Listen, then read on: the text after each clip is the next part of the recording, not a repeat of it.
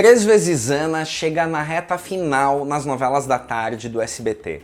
Mas boa parte do público já perdeu a paciência com a história, porque simplesmente o enredo virou uma maluquice só. A novela prometia uma boa dose de conflitos envolvendo a expectativa do reencontro das irmãs trigêmeas. Mas de repente, não parece que a novela virou sobre um homem com dupla personalidade? Quer saber? Três vezes Ana não passa de um surto.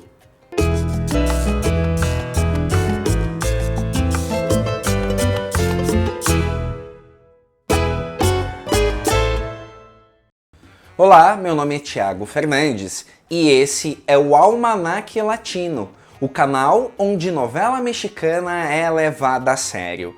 Eu já gravei tantas vezes essa parte que podia apelar para um flashback em preto e branco, mas não desisto nunca e vim aqui pedir seu like, seu comentário e a sua inscrição no Almanaque Latino. Quando você clica no sininho, o YouTube ainda te avisa cada vez que um novo conteúdo é postado. Você não perde nada e ainda ajuda a comunidade noveleira chegar a mais e mais pessoas. Tá decepcionado com Três vezes Ana? Era o que você esperava? Não faz muito tempo, essa novela era a líder disparada de pedidos para passar por aqui. Mas sempre que surgia a oportunidade de falar nela no programa, eu falava que achava que Três vezes Ana não daria certo por aqui. Claro que a minha opinião não é unanimidade e ninguém é obrigado a concordar, mas uma galera expressiva teimava que a novela faria sucesso pelo puro e simples argumento que era protagonizada por Angelique Boyer. Vamos ao contexto. Três vezes Ana foi produzida por Angelina Esma Medina em 2016 e protagonizada justamente pela estrela dos mais recentes sucessos da produtora naquele período, as novelas Abismo de Paixão e O que a Vida Me Roubou, hits incontestáveis no México e que aqui no Brasil também fizeram muito sucesso. Três vezes Ana era o remake de Laços de Amor, um sucesso de 1995 e que tem como diferencial não ser uma novela de gêmeas, e sim de trigêmeas. Se tem uma coisa que eu não contesto, é que a Angelique Boyer, com certeza, foi a rainha das telenovelas mexicanas na última década, e que um desafio desse porte cabia a uma estrela dessa grandeza. Também a reuniram justamente com os pares românticos desses sucessos passados, Sebastián Rulli e David Cepeda, rodeados de um elenco repleto de atores carismáticos e de trajetória expressiva. Mas nem sempre ter a faca e o queijo na mão produz uma novela tão boa assim. Digo mais, a história dá exemplos que quanto maior a pretensão, maior o tombo. Provavelmente Três vezes Ana entra nesse rol. A novela foi encomendada para entrar primeiro nos Estados Unidos, na Univision, um canal irmão da Televisa. Na época, a concorrência com a Telemundo estava forte e eles queriam um produto atrativo que já não chegasse com capítulos de atraso. Mas não obteve bons resultados, e nem quando chegou no México. Um dos objetivos de Três vezes Ana era reciclar Laços de Amor na era da alta definição, com todo o aparato estético e tecnológico, Full HD e muito mais. Mas aí vem o ponto, eles tinham a história correta, o elenco badalado, o apuro técnico. O que deu errado? A adaptação.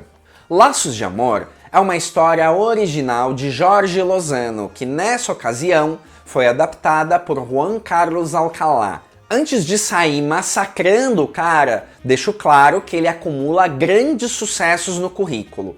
Além dessas que eu já citei, Abismo e O que a Vida Me Roubou, hoje ele é um dos nomes mais bem-sucedidos da TV mexicana.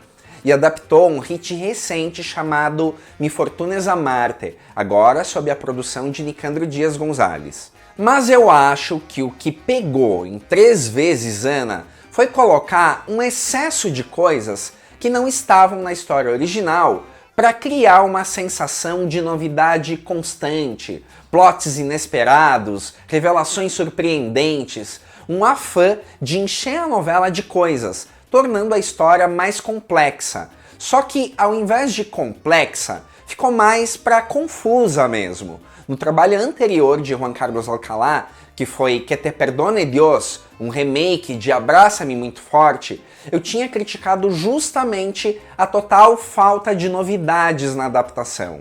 Em 3 vezes Ana, parece que ele levou a sério até demais e empreendeu uma jornada para apresentar muitas e muitas novidades ao que era Laços de Amor. Mas a coisa foi tão fora de medida que, nessa altura que a gente está da história aqui no Brasil, às vezes dá a impressão que o reencontro das trigêmeas já não é uma coisa importante. O que está dominando mesmo o enredo é a confusão entre Marcelo e Santiago, as duas personalidades habitando o corpo do galã interpretado pelo Sebastián Rulli. Bom pontuar. O personagem do galã da história em Laços de Amor era um simples taxista que vivia na pensão apaixonado pela mocinha. E tinha também uma mulher rica que estava interessada nele. E só. Como o Sebastián Rulli, em 2016, já estava um ator mais consagrado, optaram por colocar mais tramas para o personagem dele ser algo tão interessante quanto os que a Angelique Boyer ia desempenhar. Mas olha, eu sei que a novela mexicana é pura fantasia, mas qual credibilidade te passa a história de um homem com dupla personalidade enredado com trigêmeas? É puxado, né? É demais. Parece que esses assuntos não conversam entre si. Talvez eles funcionassem separados, mas não juntos. E francamente, tá num ponto que parece que a história saiu um pouco do controle do adaptador.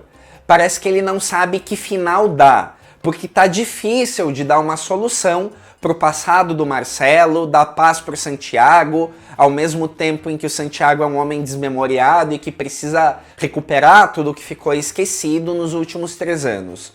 A conclusão para isso, aguardem, vai dar muita vergonha alheia. Outro personagem que cresceu muito em relação à novela original é o Ramiro, interpretado por outro astro, que é o David Cepeda. Aí tem aquele rolo dele com a Gina, que é aquela moça que só aparece nos flashbacks, o idílio com uma das trigêmeas, além de investigar o passado, montar o quebra-cabeça. Eles colocam 500 coisas para aumentar o tempo de tela do David Cepeda em cena. Mas notaram como é muito tempo de tela em assunto que no fundo não vai nem vem? Eu não tô falando que a novela inteira tem que ser a base de cenas da Ana Letícia, Ana Laura e Ana Lúcia. Mas a conclusão que eu faço é que é tanto tiro para tudo que é lado que não dá tempo de aprofundar coisas que são realmente boas na história. E não dá para fazer uma crítica sobre 3 vezes Ana sem falar dos chatíssimos, longos e enfadonhos flashbacks em preto e branco que aparecem em todos os capítulos. Agora deu para ver que de fato eles têm uma função. Muitos deles revelam relações do passado entre personagens que no início da história aparentemente não tinham nada em comum. De fato, é surpreendente.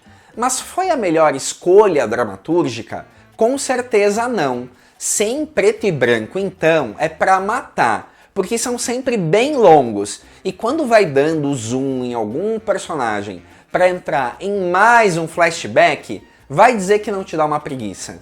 Outro ponto a se comentar é justamente essas ligações entre os personagens. Notou como o universo deles se resume a 30 pessoas?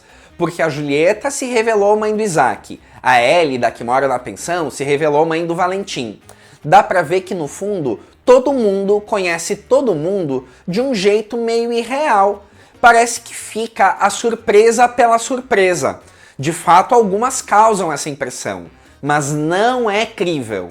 No fim das contas, fica claro que 3 vezes Ana era de fato uma novela problemática. E agora acredito que todo mundo já consegue entender o porquê.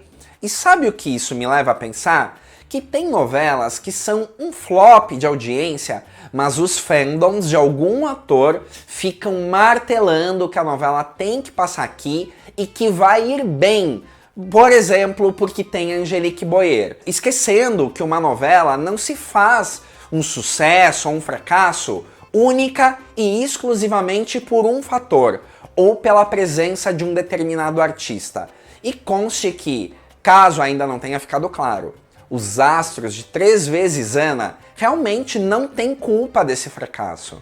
É importante esclarecer que nessa escassez de novelas inéditas na grade de programação do SBT, quem sou eu para criticar que 3 vezes Ana, que nunca passou na TV aberta, foi escolhida para exibição. Inclusive eu esperava um resultado até pior de audiência. Não dá para dizer que a novela foi uma catástrofe nos números, como Paixões de Gavilanes no ano passado, que ficou no ar por 7 capítulos.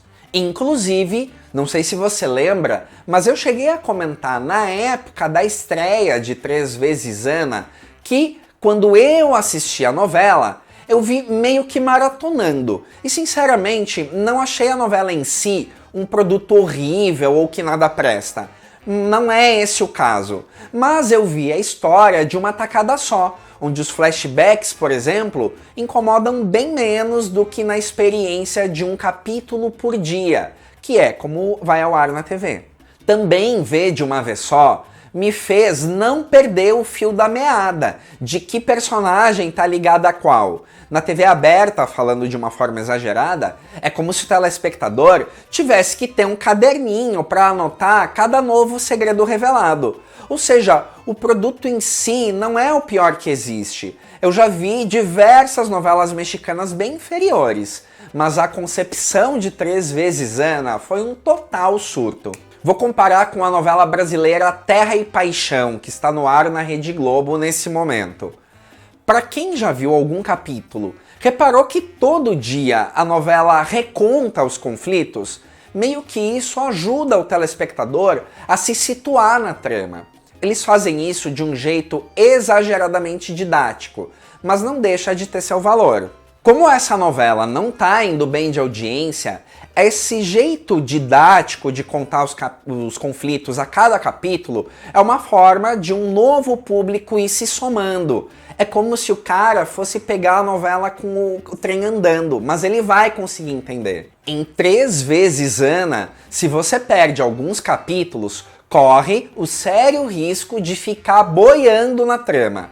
Imagina então pegar a novela pela metade. Impossível de entender. Me impressiona que a produtora Angelinesma Medina, que acumula diversos sucessos e tem uma experiência indiscutível na televisão, tenha concebido tão mal a novela. Como ela imaginou que esse verdadeiro quebra-cabeças funcionaria no formato da telenovela? Me parece um erro amador achar que uma novela tão cheia de pista falsa e informação pela metade fosse se tornar uma história popular. Ah, não era para ter passado no SBT então? De forma alguma. Eu jamais vou criticar a iniciativa de trazer novelas inéditas para uma grade tão fracassada como a do SBT. Mas dizer que foi a melhor escolha, com certeza não foi. E fica provado que nem mesmo a presença de uma grande estrela transforma um produto caótico e problemático num sucesso. Mas o que você achou? Que nota você dá para 3 vezes Ana? Acha que é uma pérola injustiçada? Uma decepção? Deixe seu like, seu comentário e a sua inscrição neste canal. Até o próximo Almanaque Latino.